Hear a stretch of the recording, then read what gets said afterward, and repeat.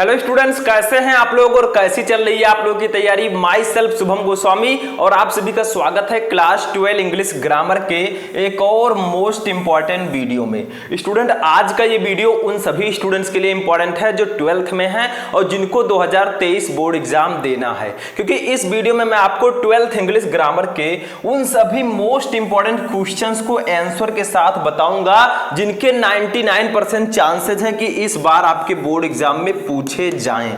देखिए स्टूडेंट, मैं इस वीडियो में उन क्वेश्चंस को लेकर आया हूं जो थोड़ा हाई लेवल के क्वेश्चन है, ठीक है, जो इंटरमीडिएट में पूछे जाते हैं। बहुत सारे स्टूडेंट कह रहे थे सर थोड़ा सा आप हाई लेवल के क्वेश्चंस बताइए, तो बहुत ही इंपॉर्टेंट क्वेश्चन मैं इस वीडियो में लेकर आया हूं। ये सभी क्वेश्चन आपको सॉल्व करके ही जाना है, क्योंकि मैं इस समय लगातार आपको इंग्लिश ग्रामर की तैयारी करा रहा हूं ताकि आप इंग्लिश में 95% मार्क अचीव कर सकें, ठीक है, और अपने माता पिता के साथ अपने इंस्टीट्यूट का भी नाम रोशन कर सकें, ठीक है। तो सबसे पहले देखिए, हम इस वीडियो में 12th इंग्लिश ग्रामर के 6 टॉपिक को एक ही वीडियो में मैं बताने वाला हूं, ठीक है। आपको अपना लक्ष्य बड़ा रखना है, आपको बोर्ड एग्जाम में 95% प्लस लाना है, क्योंकि मंजिल मिले ना मिले ये तो मुकद्दर की बात है, हम कोशिश भी ना करें ये तो गलत बात है, ठीक है। आपको कोशिश करना है, क्योंकि कोशिश करने वालों की कभी हार नहीं होती, ठीक है। तो चलिए वीडियो को स्टार्ट करते हैं। वीडियो को लाइक कर दीजिएगा, चैनल पर नए चैनल को सब्सक्राइब कर लीजिएगा, तभी मैं आपके लिए बहुत इंपॉर्टेंट वीडियो लेकर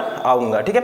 तो चलिए स्टडी आगे देखते हैं। हम सबसे पहला टॉपिक अपना देखते हैं, ठीक है। स्टूडेंट, हमारा जो फर्स्ट टॉपिक है वो है डायरेक्ट एंड इनडायरेक्ट नरेशन। पहला टॉपिक तो वही होगा, डायरेक्ट एंड इनडायरेक्ट नरेशन। तो इसमें हमें करना क्या है, डायरेक्ट स्पीच को इनडायरेक्ट में कन्वर्ट करना है, सिंपल सा है। तो देखिए थोड़ा सा दूसरे लेवल का क्वेश्चन मैंने लिया है, आप क्वेश्चन को देखकर ही समझ जाएंगे। देखिए, she said Raman sang and Dinesh danced in the function, यानी कि उसने कहा रमन ने फंक्शन में गाना गाया और दिनेश ने डांस किया, ठीक है। अब देखिए दो चीजें आपको समझनी है। सबसे पहले यहां पर सैड लगा हुआ है, तो किससे कहा होगा, मुझसे कहा होगा या किसी से कहा होगा। तो यहां पर क्या है, सी सैड टू मी भी आप मान सकते हैं, ठीक है। लेकिन she said Raman sang and Dinesh danced in the function, उसने कहा रमन ने फंक्शन में गाना गाया और दिनेश ने डांस किया। अब सबसे पहले देखिए, आपका रिपोर्टेड स्पीच जो है ये असर्टिव में है, ना ये इंट्रोगेटिव है ना ही ये इंपरेटिव है, ये असर्टिव है। तो हम लिखेंगे सी, ठीक है। सैड के स्थान पर हम टोल्ड का यूज कर देंगे, ठीक है,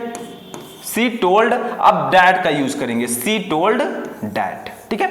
अब देखिए बीच में हमने डैट क्यों लगाया, क्योंकि ये असर्टिव सेंटेंस है, इसमें हम reporting verb and reported speech को जोड़ने के लिए दैट का यूज करते हैं, ठीक है। अब देखिए यहां पर रमन लिख देंगे, सी टोल्ड दैट रमन। अब एक चीज बताइए आप लोग कि ये कौन सा टेंस है, Raman sang and Dinesh danced. तो देखिए वर्ब का सेकंड फॉर्म लगा हुआ है, तो वर्ब का सेकंड फॉर्म हम किस में लेते हैं, पास्ट इंडेफिनिट टेंस में। इसके पॉजिटिव सेंटेंस में हम वर्ब का सेकंड फॉर्म लेते हैं, तो ये पास्ट इंडेफिनिट टेंस है। जब इसको हम इनडायरेक्ट में कन्वर्ट करेंगे तो पास्ट परफेक्ट टेंस में कन्वर्ट हो जाएगा। पास्ट परफेक्ट टेंस में हम हैड का यूज करते हैं प्लस वर्ब का थर्ड फॉर्म, ठीक है। तो हैड, अब यहां पर हम लिखेंगे सैंग का, सिंग का थर्ड फॉर्म होता है संग। देखिए सिंग का सेकंड फॉर्म सैंग होगा और थर्ड फॉर्म संग होगा, ठीक है। तो संग एंड लगाएंगे, दिनेश लिखेंगे एंड दिनेश, ठीक है, and Dinesh danced in the function, ठीक है। यहां पर लिख देंगे, मैं यहीं पर लिख देता हूं डांस्ड, या ऊपर लिख देता हूं, ठीक है, आप लोग समझ जाइएगा, डांस्ड इन द फंक्शन, ठीक है, इन द फंक्शन। मैंने ऊपर लिख दिया है, आप लोगों को नीचे लिखना है, ठीक है, जगह नहीं था इसीलिए मैंने लिखा। तो सी टोल्ड दैट रमन हैड संग। देखिए आपका पास्ट इंडेफिनिट टेंस है, इसको इनडायरेक्ट में कन्वर्ट करेंगे, पास्ट परफेक्ट टेंस में कन्वर्ट होगा, क्योंकि past indefinite tense past perfect tense में चेंज होता है, ठीक है। तो हैड प्लस वर्ब का थर्ड फॉर्म लगता है पास्ट परफेक्ट टेंस में, तो हैड संग एंड दिनेश डांस्ड, ठीक है। डांस का थर्ड फॉर्म डांस्ड होता है इन द फंक्शन। ये आपका अब हो चुका है इनडायरेक्ट में, ठीक है। ऐसे दूसरा सेंटेंस अब आपको देखना है, दूसरा वाला देखिए क्या है, ये देखिए, her father said to me, उसके पिताजी ने मुझसे कहा, do you know where Prem is, क्या तुम जानते हो कि प्रेम कहां है। अब बहुत सारे स्टूडेंट कहेंगे सर वेयर यहां पर क्यों लगा है, वो तो आगे होना चाहिए। देखिए वेयर दो प्रकार से होता है, एक आपका क्वेश्चन वर्ड में यूज होता है, एक वेयर का मतलब होता है कि कहां, ठीक है, कि कहां, तो की कहां वाले वेयर को हम इंट्रोगेटिव नहीं मानते हैं, ठीक है। तो यहां पर वेयर का मतलब होगा की कहां। तो उसके पिताजी ने मुझसे कहा कि do you know where Prem is, कि क्या तुम जानते हो कि प्रेम कहां है, कि प्रेम कहां है, तो की कहां, ठीक है। तो यहां पर वेयर का मतलब होगा की कहां। तो यहां पर हम क्या करेंगे, देखिए सबसे पहले पहचानिए कौन सा टेंस है, डू लगा है, तो सिंपल है, ये आपका होगा प्रेजेंट इंडेफिनिट टेंस, उसमें डू का यूज होता है, ठीक है। तो लिखेंगे हर फादर, हर फादर। अब सेड टू के स्थान पर क्या लिखेंगे बताइए, जल्दी से बताइए। देखिए यहां पर आपका हेल्पिंग वर्ब आगे आया है, यानी कि इंट्रोगेटिव सेंटेंस है। इंट्रोगेटिव सेंटेंस में हम सेड टू के स्थान पर आस्क्ड का यूज करते हैं या इंक्वायर्ड ऑफ का, ठीक है। तो आस्क्ड का यूज कर देंगे, आस्क्ड मी, ठीक है। बीच में हम क्या लगाएंगे, इफ का यूज करेंगे। देखिए आपको वेयर से मतलब नहीं है, यहां पर वेयर का मतलब है कि कहां। अगर ये यहां आगे होता तब हम यहां पर इफ का यूज नहीं करते, डायरेक्टली वेयर लिखते, लेकिन यहां पर हेल्पिंग वर्ब आगे है तो पहले इफ लिखेंगे, ठीक है। अब यू है सेकंड पर्सन का प्रोनाउन, बदलेगा ऑब्जेक्ट से, ऑब्जेक्ट है मी का सब्जेक्टिव केस हो जाएगा आई, ठीक है। अब ये देखिए प्रेजेंट इंडेफिनिट टेंस है, जब इसको इनडायरेक्ट में कन्वर्ट करेंगे तो पास्ट इंडेफिनिट टेंस में कन्वर्ट होगा। तो नो का सेकंड फॉर्म क्या होता है, क्योंकि पास्ट इंडेफिनिट टेंस में हम सेकंड फॉर्म लेते हैं, तो नो का सेकंड फॉर्म होगा न्यू, KNEW, ठीक है। न्यू वेयर, ठीक है, क्या लिखना है, where Prem is, Prem was, ठीक है, प्रेम वाज, ठीक है। तो यहां पर आप इस प्रकार से बनाएंगे, her father asked me, said to के स्थान पर आस्क्ड, इफ लगाएंगे क्योंकि इंट्रोगेटिव सेंटेंस है, I knew where Prem was. तो यहां पर वेयर आपका क्वेश्चन वर्ड नहीं है, ठीक है। तो ऐसे आप लोगों को बनाना है, नोट कर लीजिए जल्दी से, दोनों नोट कीजिए, दो क्वेश्चन मैंने आपको बताए। अब इसके बाद हम दूसरा टॉपिक देखेंगे, चलिए नेक्स्ट टॉपिक देखते हैं। अब देखिए स्टूडेंट, हमारा जो दूसरा टॉपिक है वो है सिंथेसिस ऑफ सेंटेंसेज। सिंथेसिस का मतलब दो या दो से अधिक सेंटेंसेज को जोड़कर एक सेंटेंस बनाना, मीनिंग नहीं बदलना चाहिए, और आपको कौन सा सेंटेंस बनाना है जो ब्रैकेट में दिया गया है। देखिए फर्स्ट क्वेश्चन है, Ram is the monitor of our class. Ram हमारे क्लास का मॉनिटर है। He stands first in the class, वह क्लास में प्रथम आता है, ठीक है। तो इसको आपको सिंपल सेंटेंस में कन्वर्ट करना है, दोनों सेंटेंस को जोड़िए, एक सेंटेंस बनाइए, वो भी सिंपल सेंटेंस में होना चाहिए, ठीक है, बट मीनिंग नहीं बदलना चाहिए। ऊपर जो है कि राम हमारे क्लास का मॉनिटर है, वह क्लास में प्रथम आता है, ठीक है। तो इसको हम लोग कैसे कन्वर्ट करेंगे, ठीक है, चलिए देखते हैं। देखिए यहां पर आप लिखेंगे राम, पहले राम लिखेंगे, ठीक है, क्या लिखेंगे, राम। अब इसकी विशेषता क्या है, ठीक है, इसकी विशेषता है कि ये मॉनिटर है, ठीक है। तो राम लिखकर हम कॉमा लगाएंगे, फिर लिखेंगे द मॉनिटर, ठीक है, the monitor of our class, of our class, ठीक है। अब फिर से हम कॉमा लगाएंगे, जो इसकी विशेषता है उसको मैंने लिखा, इसको कॉमा के अंदर कर देंगे, ठीक है। अब लिखेंगे stands first in the class, ठीक है, इन द क्लास, ठीक है। तो इस प्रकार से हम लिख देंगे, ये हमारा एक सेंटेंस है, वो भी सिंपल सेंटेंस, ठीक है। तो राम हमारे क्लास का मॉनिटर क्लास में प्रथम आता है, ठीक है। तो हम क्या करेंगे, राम लिखेंगे, पहले सब्जेक्ट, फिर कॉमा लगाएंगे, फिर इसकी विशेषता लिखेंगे the monitor of our class, ठीक है, फिर कॉमा लगाएंगे, फिर आगे का सेंटेंस लिख देंगे। वर्ब में यस या यस, ये आपका है प्रेजेंट इंडेफिनिट टेंस, ताहती हते हैं आदि शब्द आते हैं, तो ये प्रेजेंट इंडेफिनिट टेंस होगा, ठीक है। तो इस प्रकार से आपको कन्वर्ट कर देना है, मीनिंग दोनों का सेम है। अच्छा दूसरा देखिए हमारा क्या है, मयूरी फ्लेड अवे, ठीक है, मयूरी भाग गई। सी हैड सीन, ये कैट, उसने एक बिल्ली को देखा था, ठीक है, या उसने एक बिल्ली को देख लिया था, ठीक है। तो मयूरी फ्लेड अवे, मयूरी भाग गई। सी हैड सीन, ये कैट, उसने एक बिल्ली को देख लिया था। अब बताइए कौन सा टेंस है, Mayuri fled away, second form है फ्लेव का, ठीक है। तो ये आपका होगा पास्ट इंडेफिनिट टेंस। उसके बाद में देखिए यहां पर हैड प्लस वर्ब का थर्ड फॉर्म है, ये होगा पास्ट परफेक्ट टेंस, ठीक है। अब इसको हम कॉम्प्लेक्स सेंटेंस में कन्वर्ट करेंगे, मीनिंग नहीं बदलना चाहिए, ठीक है। तो मयूरी भाग गई, उसने एक बिल्ली को देखा था, तो यहां पर हम क्या लिखेंगे, Mayuri fled away, Mayuri fled away because का मतलब क्या होता है बताइए आप लोग, जल्दी बताइए, ये नहीं पता तो कुछ नहीं पता। बिकॉज का मतलब होता है क्योंकि, ठीक है, बिकॉज का मतलब क्या होता है, क्योंकि, ठीक है। Because she had seen a cat, ठीक है।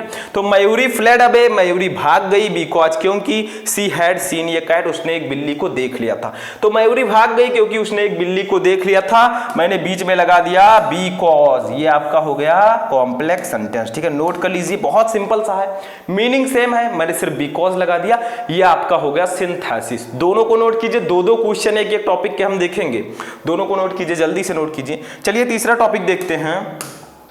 अब देखिए स्टूडेंट, जो हमारा नेक्स्ट टॉपिक है, तीसरा टॉपिक, वो है सिंटैक्स। यहां पर मैंने सिंटैक्स को रखा है। सिंटैक्स क्या होता है? Correction of sentences. सेंटेंस में कुछ गलतियां हैं, उसको आपको सही करके लिखना होता है। जैसे देखिए, फर्स्ट है please inform me about the details of your publication. कृपया मुझे अपने प्रकाशन के विवरण के बारे में सूचित करें। अब यहां पर गलती क्या है? देखिए, इस सेंटेंस में कोई भी गलती नहीं है, क्योंकि यहां पर थोड़ी सी प्रिंटिंग में एक प्रॉब्लम हो गई है। यहां पर अबाउट नहीं था, ठीक है, नहीं था।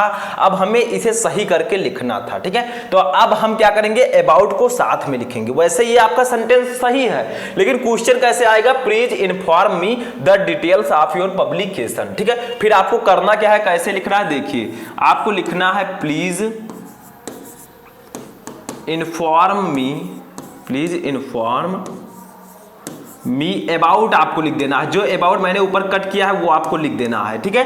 वैसे ये सेंटेंस सही था, लेकिन ऐसी गलती आएंगी, अबाउट नहीं रहेगा, ठीक है। About the details of your publication, ठीक है, पब्लिकेशन, ठीक है, पब्लिकेशन। तो please inform me about the details of your publication. कृपया आप मुझे अपने प्रकाशन के विवरण के बारे में सूचित करें। तो यहां पर गलती हो सकती है कि अबाउट नहीं रहेगा, आपको उसको लाना होगा, ठीक है। ऐसे सिंटैक्स में गलतियां होती हैं। दूसरा देखिए, पुल चैन फॉर स्टॉपिंग द ट्रेन, यानी कि ट्रेन को रोकने के लिए चैन खींचो। तो इसमें गलती क्या है? देखिए, ध्यान से समझिएगा। यहां पर लिखेंगे पुल द, पुल अब दा लगा देंगे, ठीक है। यहां पर चैन केवल था तो पुल द चैन, चैन। अब देखिए स्टूडेंट, टू यहां पर यूज कर देंगे, to stop the train, the train. अब इसका मतलब क्या होगा बताइए? Pull the chain to stop the train, यानी कि ट्रेन को रोकने के लिए चैन खींचो, ठीक है। ऊपर क्या था? पुल चैन केवल था, चैन के आगे हमें दा लगाना है, ठीक है। अब फॉर हटाकर स्टॉप को, स्टॉप में आईएनजी हटा देना है, हमें टू इन्फिनिटिव का यूज कर देना है, ठीक है। तो pull the chain to stop the train, train रोकने के लिए चैन को खींचो। ये आपका सही होगा, इसको नोट कीजिए, दोनों को नोट कीजिए, दोनों इंपॉर्टेंट है, ठीक है। जल्दी से नोट कर लीजिए। चलिए आगे बढ़ते हैं, नेक्स्ट टॉपिक देखते हैं। चौथा टॉपिक क्या है हमारा? अब देखिए स्टूडेंट, हमारा जो चौथा टॉपिक है वो है आइडियम्स एंड फ्रेजेस। वैसे आइडियम्स एंड फ्रेजेस आपसे ऑब्जेक्टिव टाइप का भी पूछा जाएगा, लेकिन इसको भी थोड़ा समझ लीजिए, क्योंकि मीनिंग ही पूछा जाएगा। मीनिंग तो मैं यहां पर बताऊंगा ही, ठीक है। आइडियम्स एंड फ्रेजेस, हिंदी में बोले तो मुहावरे एवं लोकोक्तियां। आपने हिंदी व्याकरण में पढ़ा होगा ना, वैसे अभी है, ठीक है। जैसे फर्स्ट देखिए, to get over. To get over का मतलब क्या होता है? विजय पाना, ठीक है। तो इसका हम लोग पहले मीनिंग लिखेंगे, तो लिखेंगे to get victory, to get victory. पहले आपको इसका मीनिंग लिखना होगा, तब आपको इसको सेंटेंस में यूज करना होगा। जैसे आप हिंदी व्याकरण में पढ़ते हैं मुहावरे और लोकोक्तियां, अर्थ लिखकर वाक्य प्रयोग करते हैं, वैसे ही इसमें भी है। पहले जो क्वेश्चन दिया गया उसका मीनिंग लिखिए, फिर उसको सेंटेंस में यूज कीजिए, ठीक है। टू गेट ओवर का मीनिंग होता है टू गेट विक्ट्री, यानी कि विजय पाना, ठीक है। तो हम लिखेंगे यहां पर हैविंग पैशंस, हैविंग इसका सेंटेंस में यूज करेंगे। कोई जरूरी नहीं आप सेम यही करें, दूसरा भी कर सकते हैं, लेकिन मैं आपको समझा रहा हूं, ठीक है। हैविंग पैशंस, ठीक है, यानी कि धैर्य रखने के बाद, ठीक है। You can get over, you can get over, you can get over, ठीक है, your misfortune, your misfortune misfortune, ठीक है। तो having patience you can get over your misfortune, धैर्य रखने के बाद आप अपने दुर्भाग्य पर विजय पा सकते हैं, ठीक है। आप अपने दुर्भाग्य को भाग्य में बदल सकते हैं, तो धैर्य रखने के बाद आप अपने दुर्भाग्य पर विजय पा सकते हैं, ठीक है। तो ये आपका हो जाएगा सेंटेंस यूज, क्योंकि यहां पर आपका ये सेंटेंस में यूज हो चुका है, जो क्वेश्चन आया है वो इसमें यूज हो चुका है गेट ओवर, ठीक है। समझ में आ गया, तो इसको नोट कर लीजिए। चलिए नेक्स्ट वाला देखते हैं, जो हमारा नेक्स्ट है, देखिए लुक आफ्टर। लुक आफ्टर का मतलब क्या होता है? देखभाल करना, ठीक है। लुक आफ्टर देखभाल करना, ठीक है। तो इसका क्या हो जाएगा? लुक आफ्टर का हो जाएगा to take care of. To take care of, take care. Take care का मतलब भी होता है आप लोगों को देखभाल करना, ठीक है। बहुत सारे लोग कहते हैं टेक केयर, देखभाल करो, ठीक है। तो लुक आफ्टर का मीनिंग होगा टू टेक केयर ऑफ, यानी कि देखभाल करना। इसका क्या लिख सकते हैं? द पेरेंट्स, ठीक है। लुक आफ्टर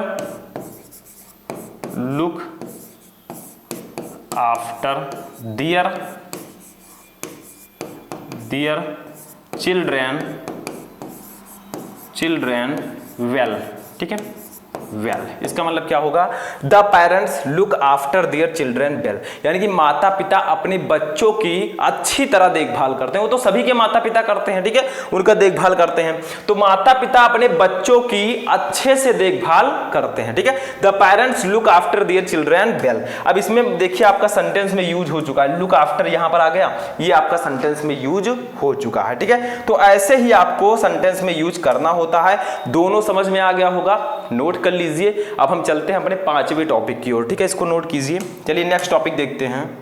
अब देखिए स्टूडेंट, हमारा जो 5वां टॉपिक है वो है एंटोनिम्स। एंटोनिम्स के बारे में तो आपने सुना ही होगा, विपरीतार्थक शब्द जो विपरीत अर्थ रखते हैं एक दूसरे के। सभी क्वेश्चन नोट कीजिएगा, बहुत इंपॉर्टेंट है, ठीक है। सबसे पहला मेरिट। मेरिट का हिंदी मीनिंग होता है योग्यता या गुण भी आप कह सकते हैं, ठीक है। योग्यता, आपके अंदर गुण है, योग्यता है। अब देखिए इसका एंटोनिम्स क्या हो जाएगा? इसका एंटोनिम हो जाएगा डीमेरिट। डीमेरिट, डीमेरिट का मतलब होता है अयोग्यता, या आप लोग अयोग्यता भी लिख सकते हैं या अवगुण भी लिख सकते हैं, ठीक है, अवगुण।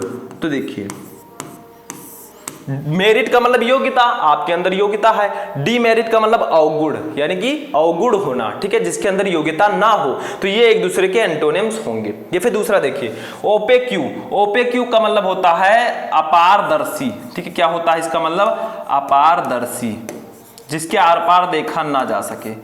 तो इसका बताइए एंटोनिम क्या होगा? ट्रांसपेरेंट।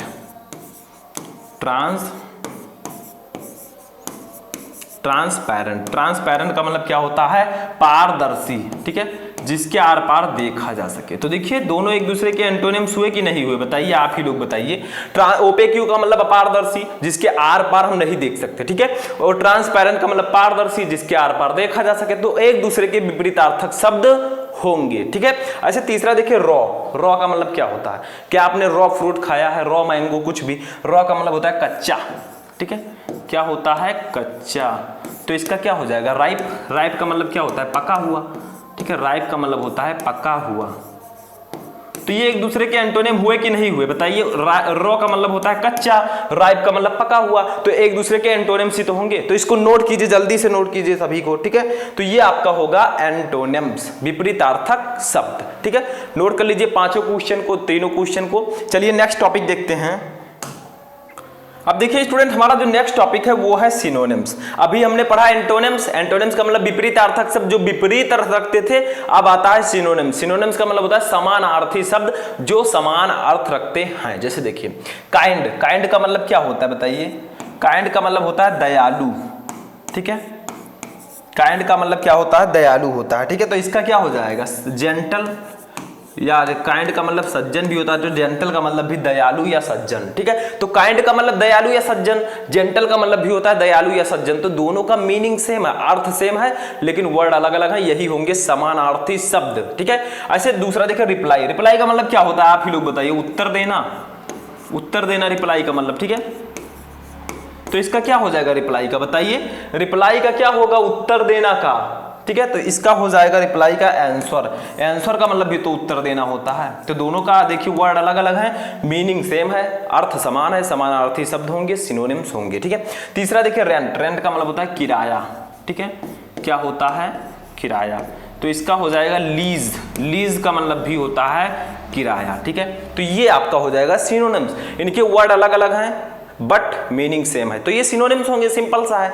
तो इसको भी नोट कर लीजिए। तो हमने इस वीडियो में क्या क्या पढ़ा उसको समझिए। सबसे पहले सिनोनिम्स, सबसे लास्ट में antonyms, idioms and phrases, syntax, synthesis, transformation and direct and indirect. और हमने पढ़ा क्या क्या? 12th इंग्लिश ग्रामर के कुछ मोस्ट इंपॉर्टेंट क्वेश्चन जो कि इस बार आपके बोर्ड एग्जाम में पूछे जा सकते हैं। 6 टॉपिक के 12 क्वेश्चन मैंने आपको इस वीडियो में बताया, ठीक है। ऐसे ही मैं लगातार वीडियो लाता रहूंगा, आपकी तैयारी करवाता रहूंगा और आपको टॉपर बनाकर रखूंगा, ठीक है। लेकिन आपको भी क्या करना है, इस वीडियो को ज्यादा से ज्यादा लाइक करना है, अपने दोस्तों के साथ शेयर करना है, चैनल पर नए चैनल को जरूर सब्सक्राइब करना है ताकि सभी वीडियो आपको टाइम से मिलते रहें। तो कैसा लगा आपको वीडियो कमेंट करके बताइएगा। हम मिलेंगे नेक्स्ट वीडियो में नेक्स्ट टॉपिक के साथ, तब तक के लिए जय हिंद।